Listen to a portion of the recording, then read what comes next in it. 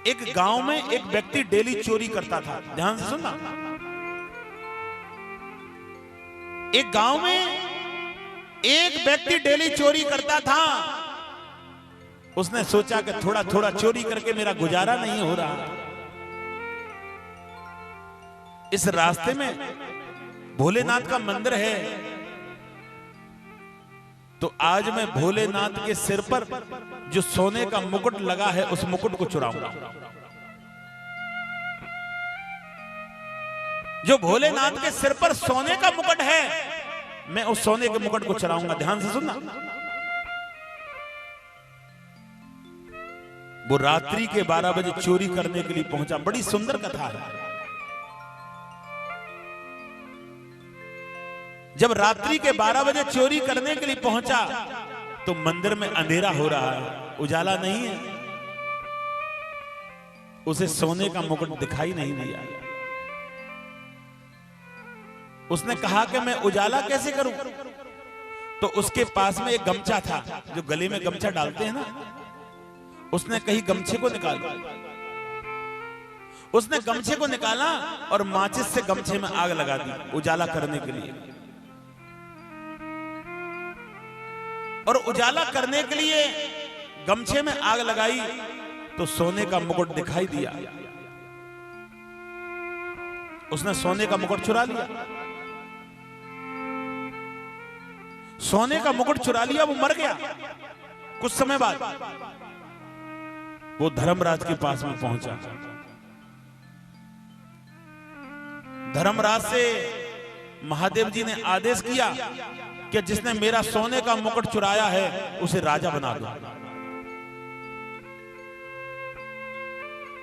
ये शिवपुराण की कथा है, ध्यान से सुनना। जिसने मेरे सोने के मुकुट को चुराया है उसको राजा बना दो। धर्मराज कहने लगे ये कौन सा न्याय है कि जिसने सोने का मुकुट चुराया उसको तुम राजा बना रहे हो? कहने लगे जब मेरे मंदिर में पहुंचा तो चारों तरफ अंधेरा था।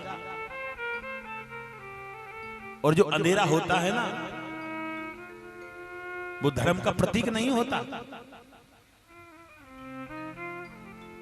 चारों तरफ अंधेरा था। इसने मुझे उजाले में रखने के लिए अपना गमछा जला दिया। इसने उजाला कर दिया।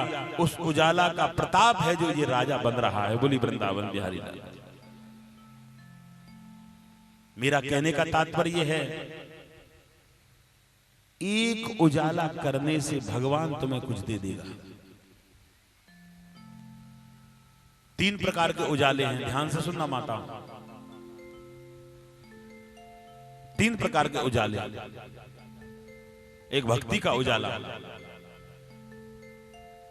जो व्यक्ति भजन और भक्ति करता है और उसने 4-5 व्यक्तियों को भी इस भजन में फंसा लिया, उसने मानव धर्म का पूरा कर्तव्य निभा दिया। ध्यान से सुनना। एक उजाला। दूसरा उजाला, मंदिर में जाकर के तुमने दीपक जला दिया और दीपक जो अग्नि रूप है, उस दीपक को साक्षी मान करके तुमने भगवान की पूजा किया तो तुम्हें भगवान मिलेगा।